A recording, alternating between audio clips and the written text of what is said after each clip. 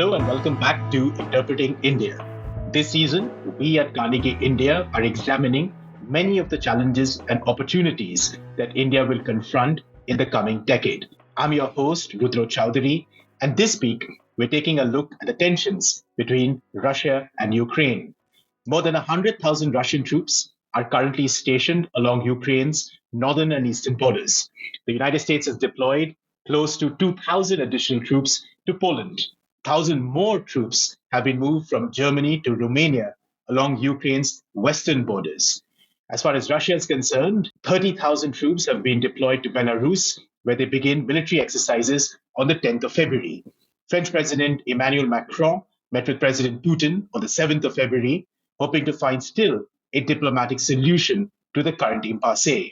On the other hand, President Putin and President Xi Jinping held their 38th personal meeting in China. In this episode of Interpreting in India, we'll take a closer look at both the current impasse and the geopolitics shaping the same.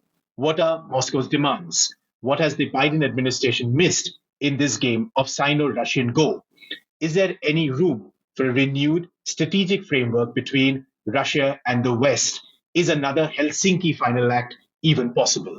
To help us navigate some of these questions, we have with us today the one and only Dmitri Trenin. Dmitri is the director of the Carnegie Moscow Center. He chairs the Research Council and the Foreign and Security Policy Program. In 1993, he retired from the Russian army. He served in the Soviet and Russian armed forces between 1972 and 93, including as a liaison officer in the External Relations branch of the Group of Soviet Forces and as a staff member of the delegation to the US-Soviet nuclear arms talks in Geneva in the 1980s and early 90s. He also taught at the War Studies Department of the Military Institute. Dmitri, welcome to Interpreting India. We are delighted to have you with us. Dmitri, let me ask the first question. Let me keep it pretty broad. There are many fast moves taking place at this time. President Macron in Russia, President Putin in China, more troops being deployed on both sides of Ukraine's borders. Can you lay out what exactly is happening as you see it? Well, in my view, President Putin is now using unorthodox instruments to pursue his goal of changing the architecture of European security from the present structure dominated by the United States and very much centered on NATO to a bipolar, if you like, or two-pillar structure, which is essentially based on agreements, understandings, etc., between two pillars. One is the United States and NATO, the other one being the Russian Federation. I think that Putin, having been frustrated with his attempts to get a response to his arguments about the need to take Russian security concerns seriously, has come to the conclusion that his counterparts, or if you like, opponents in the United States, would only pay attention if you use the language of force backed by force. And to that goal, he amassed a sizable number of Russian forces along the border of Ukraine. And he got the attention of Washington, and he engaged the American president in a discussion precisely on the issues that were topmost on his mind. Not so much Ukraine, but the issue of European security and Russia's role in the European security architecture. And the diplomatic context that have followed Putin's conversations with Biden at the end of last year, the meetings in Geneva, Brussels, Vienna, again in Geneva, the visits that you have just mentioned and more, suggest that his plan has worked to a degree. And he managed to engage not just the Americans, but also the Europeans in a serious conversation about Russian security concerns. That's where we are. So, Dmitry, if I could just ask you on this, is a few days ago, Sergei Lavrov he says there are differences in the understanding of the principle of equal and indivisible security. Now, the grammar is quite interesting, given that it's the kind of grammar that one would read if you were looking at the Helsinki Final Act of the 1970s or the Russia Founding Act, the 1997 NATO agreement, or the OSCE summits agreement, and so on and so forth. But is that the model that Putin is aspiring to, some sort of a formal process by which there's a clear understanding of spheres of influence? Well, it's not so much about spheres of influence. I think it's about a margin of security or something like that. For a long time, and Putin has been president or has been the topmost leader of Russia for the past 20 plus years. So through virtually all that time, the process of NATO enlargement was being actively pursued, so that the Atlantic Alliance, which stood at 16 at the time of the end of the Cold War, 16 member states, has expanded to include altogether 30 countries. So 14 countries joined after the downfall of the Soviet Union and the end of the Cold War. Some of those countries are in the vicinity of Russia, say the Baltic states. Some are fairly close, such as Poland, Romania. Since 2008, there has been an offer to Ukraine and Georgia, that both border on Russia, to join NATO at an unspecified date. And NATO has made it very clear that they want the door to the alliance to remain open. Now, to Putin, this is too close for comfort, particularly regarding Ukraine. And Putin has been trying to send the message to Washington that that's important. Admitting Ukraine to NATO would be tantamount to the Soviet Union during the Cold War using Cuba as a military base against the United States. So it is as intolerable to the Russian leadership as Cuba's hosting Soviet missiles was intolerable to the leadership in the John F. Kennedy era in the United States. But clearly people have different views of themselves and of others, and they do not buy Mr. Putin's arguments. So what he is basically telling with so many forces on the Ukrainian border that any conflict that involves Ukraine and Russia would turn into a global conflict and potentially into a global nuclear war if Ukraine were challenging Russian borders that it doesn't recognize, for example, as in Crimea, while at the same time being a member of NATO. So that's Putin's argument, and the argument, as I said, is backed by force, so it has to be treated seriously. And in order to be treated seriously, just like in any situation of deterrence, you have to impress on your counterpart or your opposite number that you are fully capable of using that force and that you have absolute resolve to use it when you think that's the only choice that's left to you. On the other side, Dmitry, on the Biden administration side, there seems to be a dichotomy, because on the one hand, it appears to many of us on the outside that the administration was very quick to whip up the threat that they perceived Russia as posing and the likelihood of war. But at the same time, it would appear that Biden and the administration as a whole wasn't as quick to pick up how serious this was for Putin. Do you agree with that dichotomy? And what's your reading of the way in which the administration has dealt with this particular crisis?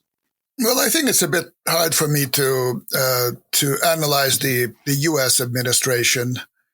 I think it's best done by our American colleagues. But the way it is seen from Russia is that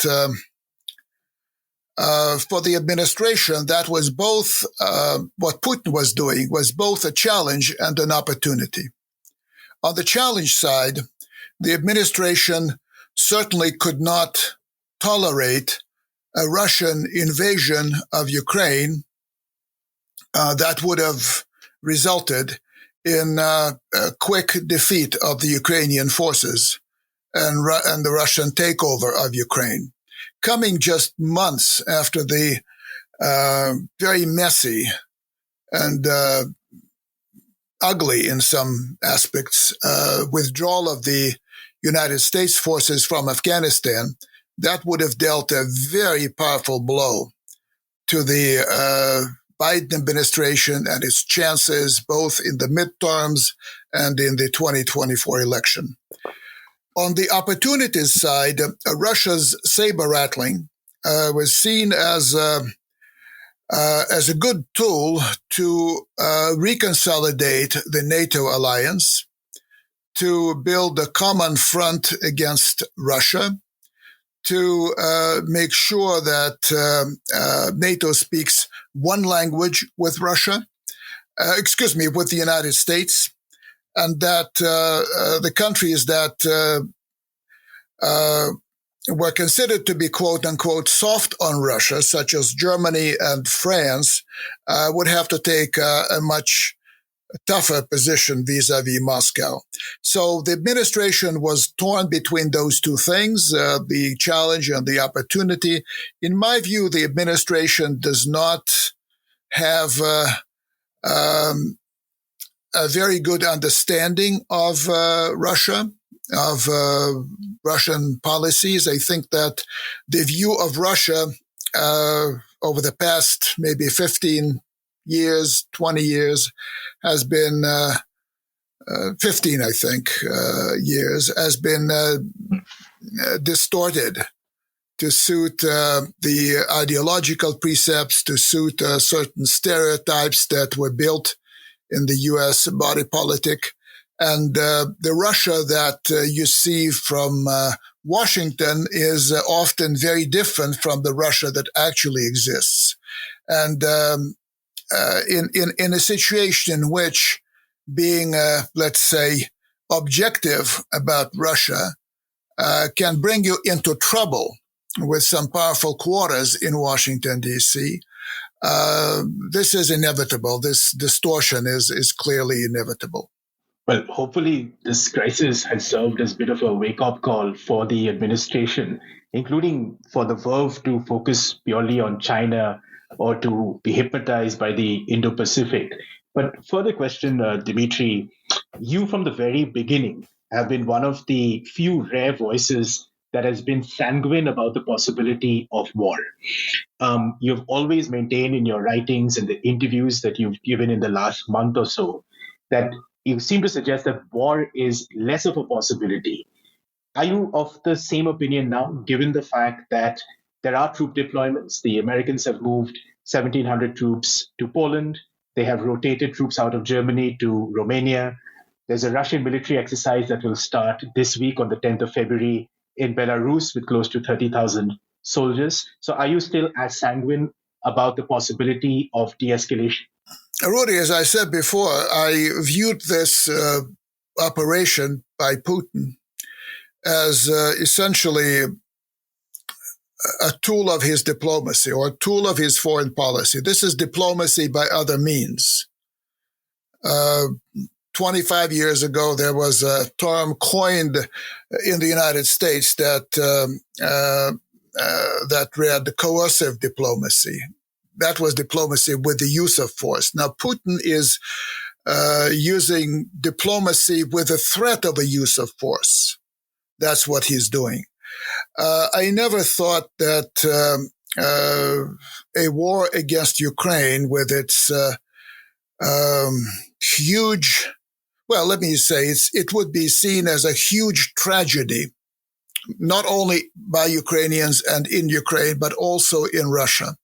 That would destabilize not only Ukraine, but it would challenge the stability within Russia. The economic cost of such a war would be tremendous.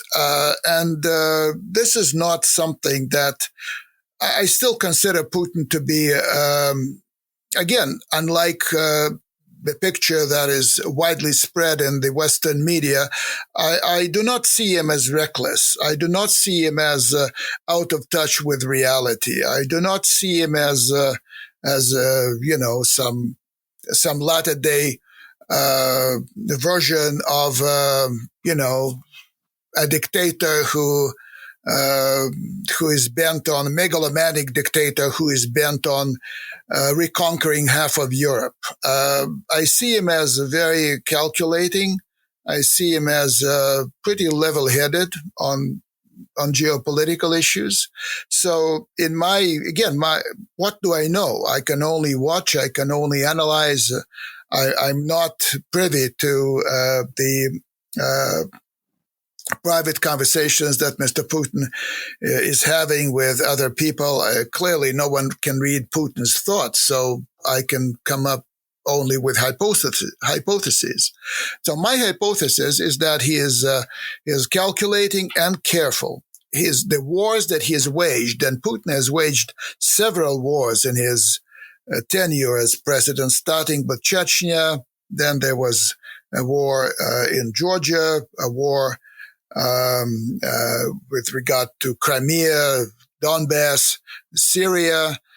In all those wars, Putin, to me, has displayed fairly good calculus, ruthlessness married to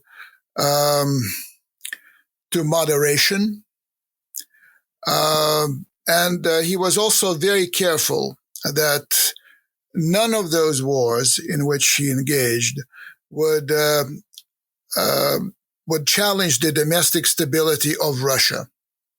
He has gone through, as all of us, we all remember the experience of Afghanistan, on the impact of Afghanistan on the domestic situation in the Soviet Union in the 1980s.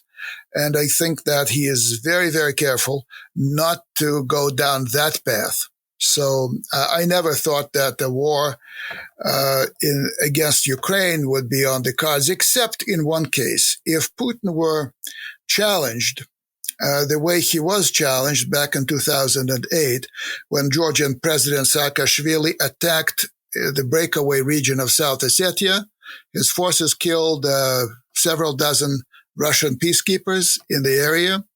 And then, of course, there was a counterpunch from the Russians, and there was a defeat of the Georgians. To the west, this is a Russian aggression against Georgia. But I would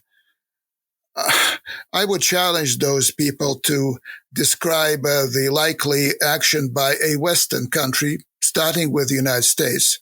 If a Western protectorate were attacked and several dozen U.S. soldiers were killed by a foreign power, a foreign country, what would the reaction be and how that war would be called? So this is Georgia 2008 is certainly not, to me, a case of Russian aggression. It's something else, which is It's interesting that a lot of people still do not recognize the fact for a fact. So that's where I stand. That's why I did not think that Putin would engage in an adventure with potentially catastrophic consequences that a large-scale war against Ukraine would bring.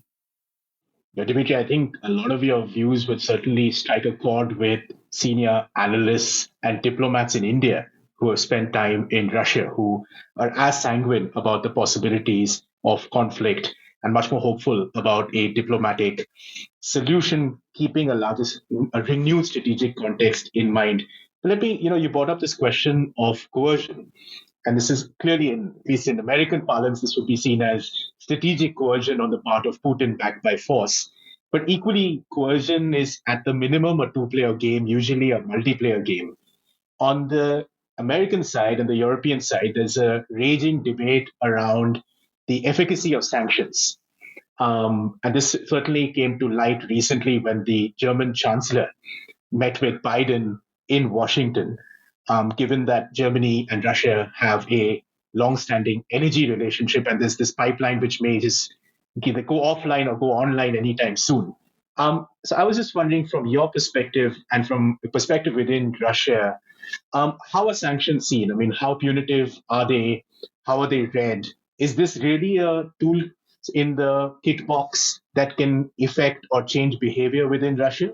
Or is it sort of much ado about nothing? Well, I would say this.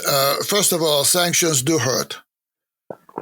Sanctions are not welcome by people who have to deal with the global market in Russia. Sanctions are not popular in that group. When certain technologies cannot be imported into Russia, when raising money becomes more difficult, when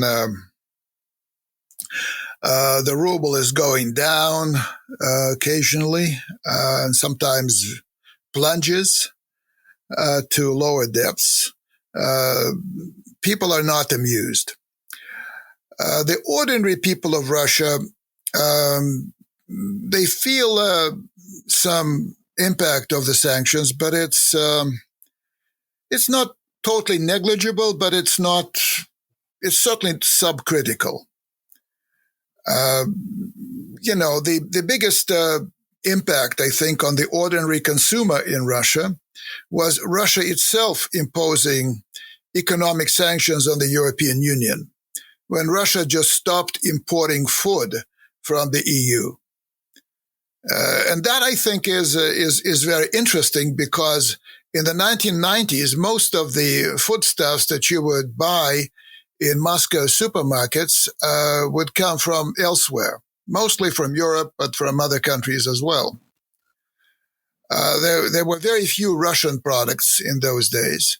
Today, you have no European products except for wines and chocolates, maybe. But Russian supermarkets are well stocked with food produced within Russia. This is a measure of clearly a measure of success for Russia. But again, if you turn to some industrialists, they will complain about sanctions. Where the sanctions, so they have hurt, not much, but they have hurt, and in some sectors, some cases, they have hurt much stronger than in most others. That said, sanctions have not been able to change Russia's foreign policy. They have not been able to impact on the decision maker, i.e. Mr. Putin. They have not been able to impact on his immediate entourage, who are all under personal, or most of them are under personal sanctions. The people who were placed under Western sanctions, some of them were richly compensated by President Putin by giving them new opportunities within Russia to compensate for the opportunities lost in the rest of the world. And these sanctions have not produced a backlash against their own government by the bulk of the Russian population. In that sense, the sanctions have not worked. But you may say that the truly nuclear sanctions are yet to be imposed on Russia, like switching off SWIFT for Russia. That's the system of payments. Stopping to deal with the Russian sovereign debt, and stopping or severely limiting any transactions made in the U.S. dollar. Those sanctions would certainly make an impact on Russia, but those sanctions would also create a degree of disruption, maybe in some areas a fairly high degree of disruption in the global economy. And they would again hardly move the needle of Russian foreign policy in the direction that the United States would wish it to move. Rather, I think Russia would go in the opposite direction. As Putin said, if you impose those sanctions on Russia, those quote-unquote nuclear ones, and then we'll go for a complete rupture in our relations with you guys. And that is another threat that Putin is using these days, and I think it's credible. If sanctions are unlikely to have the desired effect, which is, history is full of examples of how sanctions have led to some kind of a rally around the flag effect and not really been able to change behaviors, it's of course a mixed result. But it also complicates the transatlantic alliance and clearly the relationship that Europe has with Russia, not the least because of the dependence on energy, but also Russia's dependence on revenue from the energy that it sells to Europe. And here, Dmitri, I was just wondering if you could talk a little bit about the role of President Macron, the role of the German Chancellor, who are seen very much as the peace envoys in this particular crisis, one going out to Washington, one spending over 5 hours in conversations with Putin.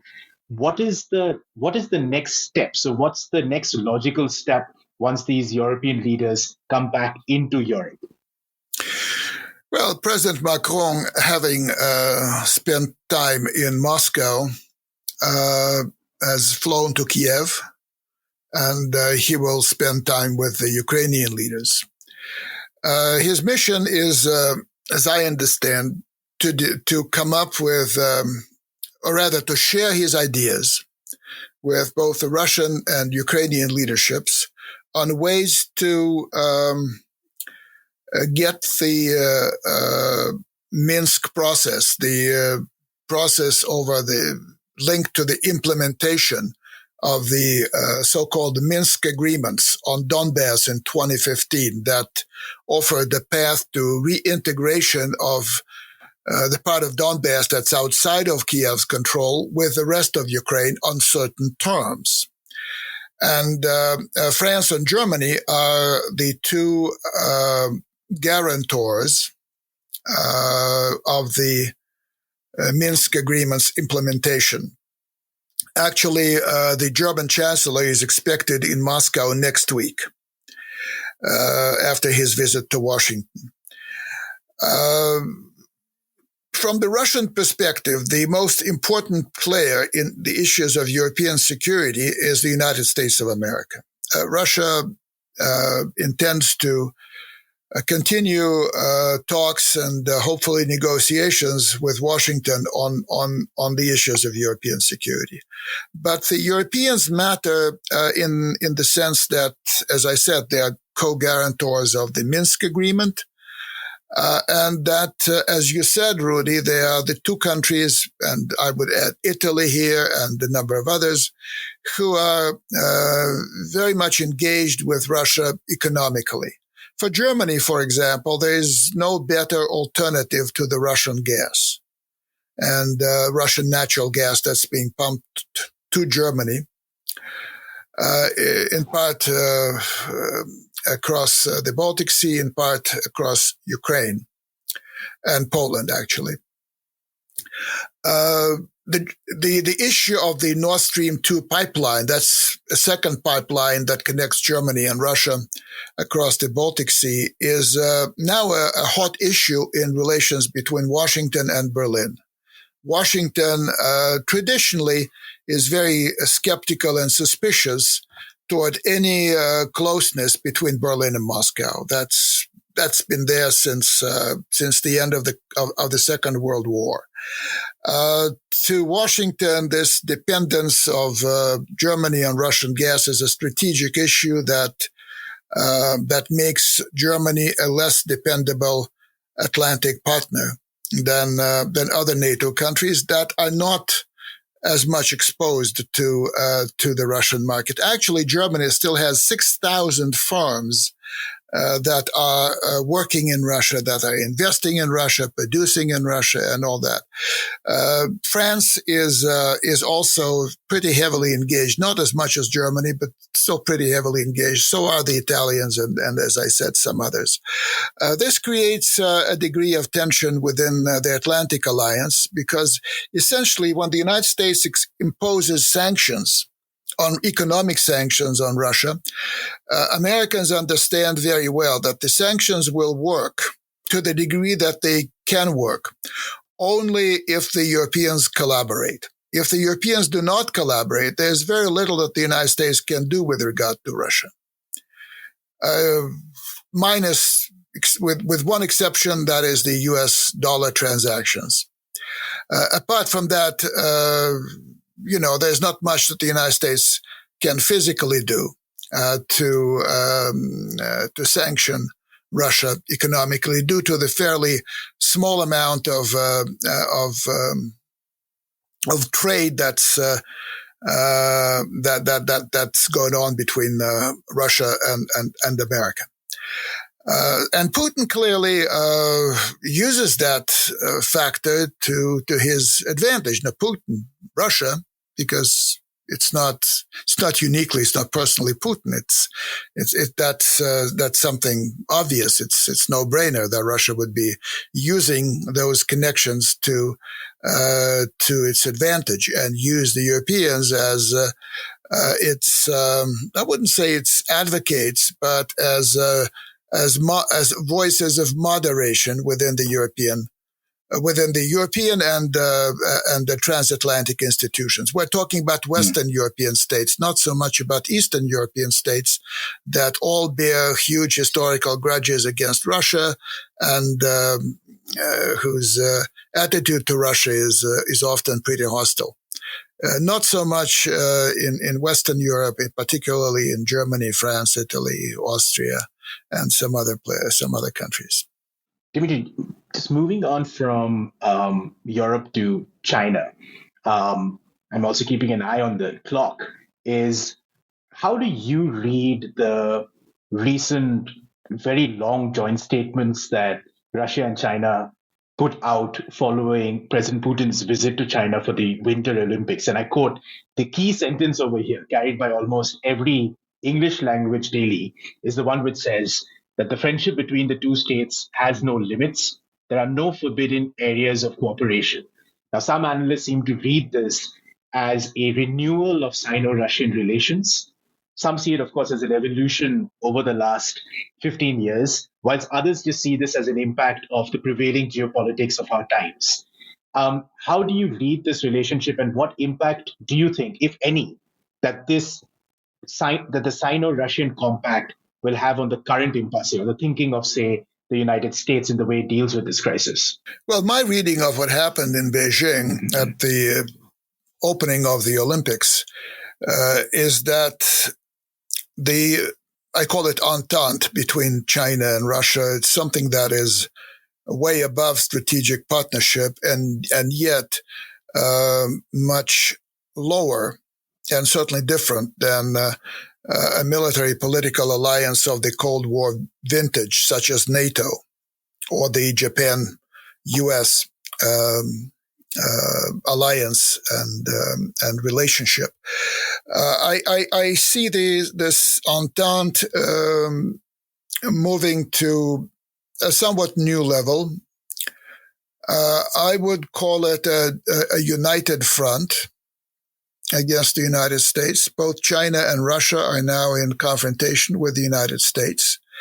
And I think the logic of that confrontation has led the leaders in Beijing and Moscow to come to the conclusion that it would make sense from the standpoint of respectively Russian and Chinese interests to collaborate more closely and coordinate more often. The long communique, the long joint statement, to me is a charter of Sino-Russian collaboration, Sino-Russian coordination in the time of Sino-American and Russian-American confrontation.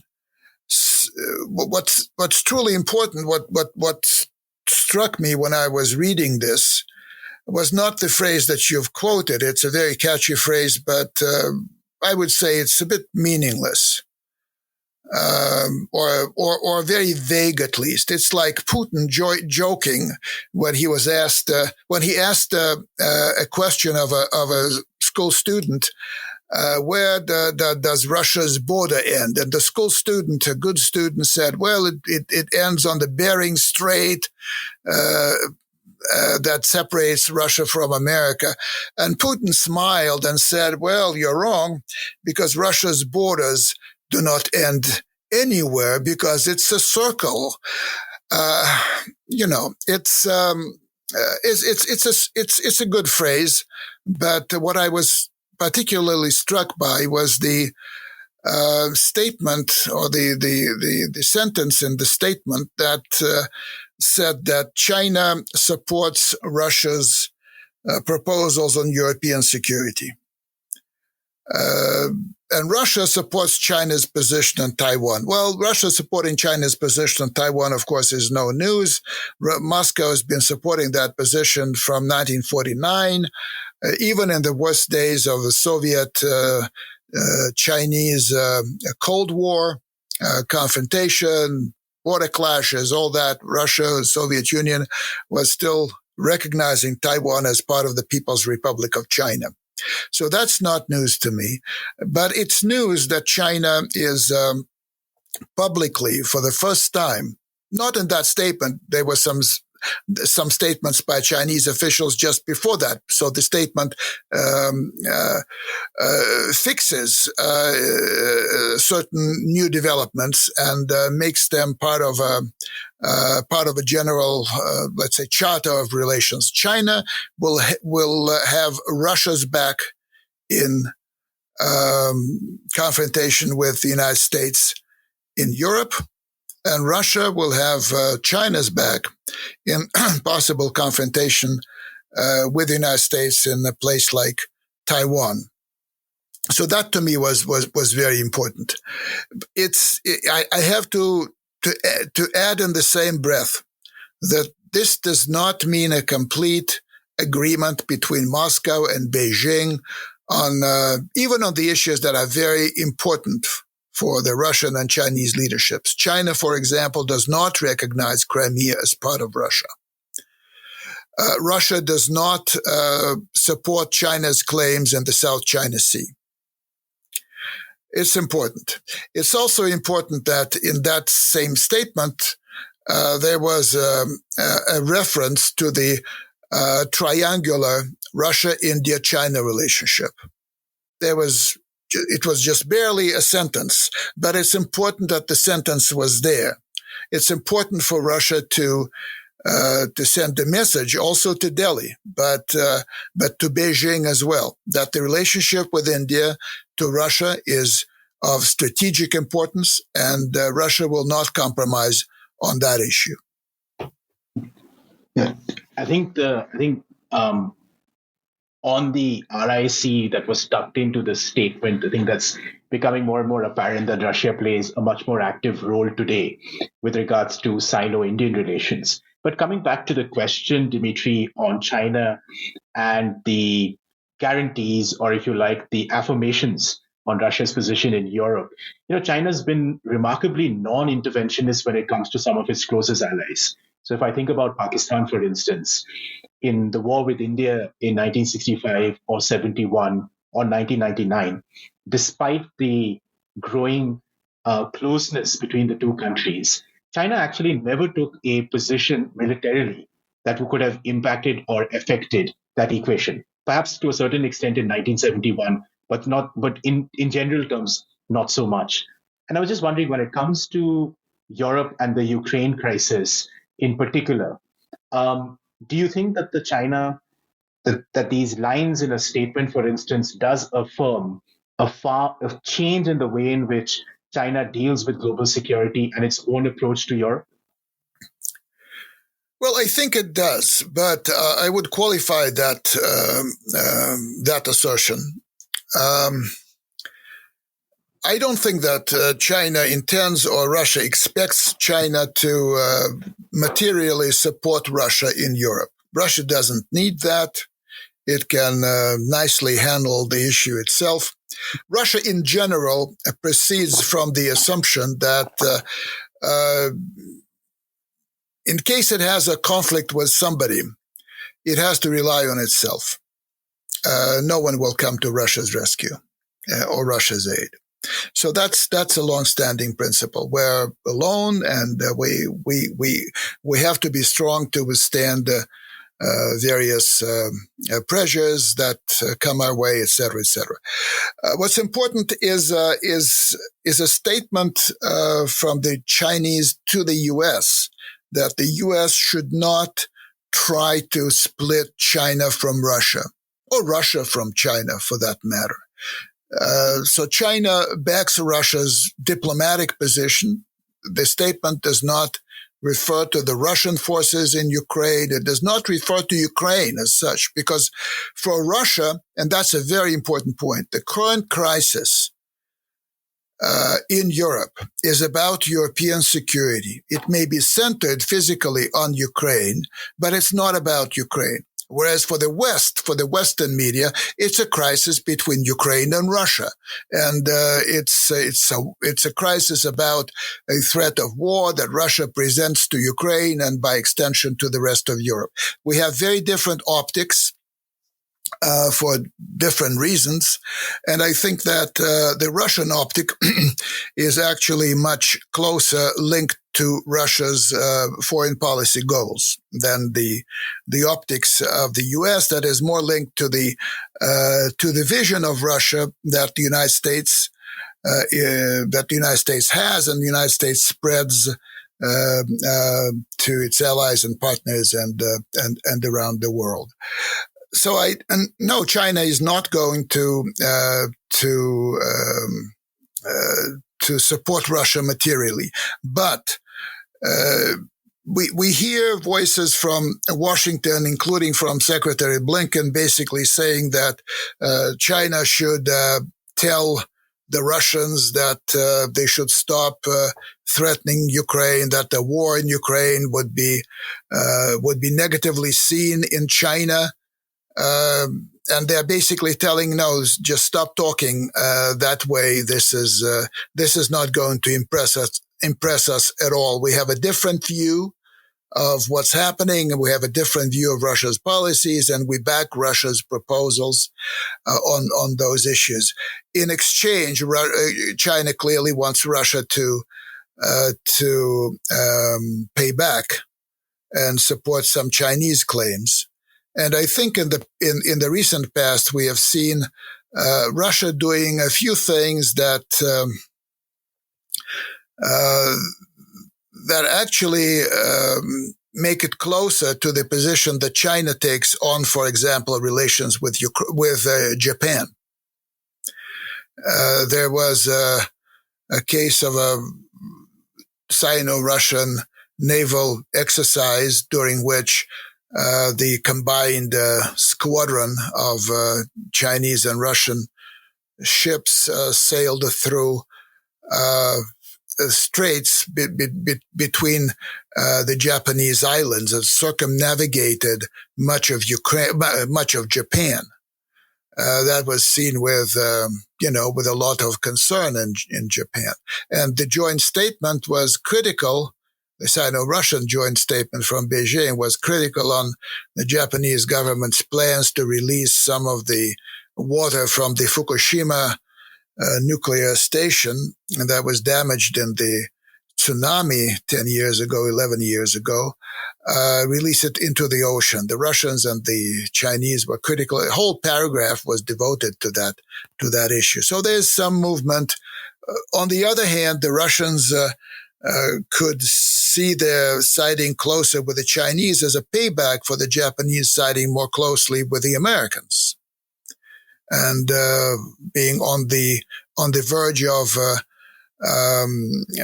welcoming the Aegis ashore systems in Japan that would present, of course, the most serious challenge to the Chinese defenses, but they would also have the capability of taking out targets in the Russian Far East. So Russia has to respond in some way. So it's a bit complicated, complex, and all that. But I see some movement, which is the logic of two parallel confrontations, I think, has brought the leaders of Moscow and Beijing to decide, as I said just a few minutes ago, let me restate that it makes sense for Russia to have the backing of China, diplomatic backing of China in Europe, and it makes sense for the Chinese to have the diplomatic backing of Russia in the Western Pacific. In both cases, Russia and China, respectively, would be able to strengthen their position vis-a-vis the United States. No, that's that's very interesting, Dmitri. And of course, in being in India this time, you see is the effect of the relationship with China, the kind of the downward trend in the Sino-Indian relationship has obviously pushed India much closer to the United States. But when it comes to the US and Russia, it stumps those in India because Russia is, of course, the warmth may not be there in that relationship, as one former ambassador wrote recently in an Indian opinion piece. But the framework is still very much there. So it puts India in an unequivocal position. But, the last question to you as we draw to a close of this podcast, Dmitri, is if Putin's play, to a certain extent, if I can use that term, and his attempts at coercion is designed to begin a dialogue about European security or think about a larger strategic compact, a sort of a lighter version of a Helsinki or something along those lines, what do you think are the next steps in your mind? What do you think? How does this sort of de-escalate? Do we expect a summit sometime in the near future? Is it going to be with European leaders? Do we expect some kind of a light detente between Russia or America? How do you see the next sort of 6 months playing out? That might be too long. How do you see the next month playing out? Well, I think that the diplomatic path will be well trodden in the weeks and months ahead. There were questions. What would Putin do if his central demands, no Ukraine in NATO, no NATO in Ukraine, military infrastructure of NATO should be rolled back to where it was 25 years ago, all that. If those clearly maximalist goals would not be met, the West would not concede on those two principal issues, as it happened, actually did not concede. Would Putin resort to what Russian diplomats call the military and military technical measures? I think we have the answer now. The answer is, well, the quote-unquote maximalist goals remain for Russia. We will continue to pursue them. But at the same time, we will work on those issues where we think we can come up with agreements that would strengthen our own security, Russian security, and provide for better stability in Europe.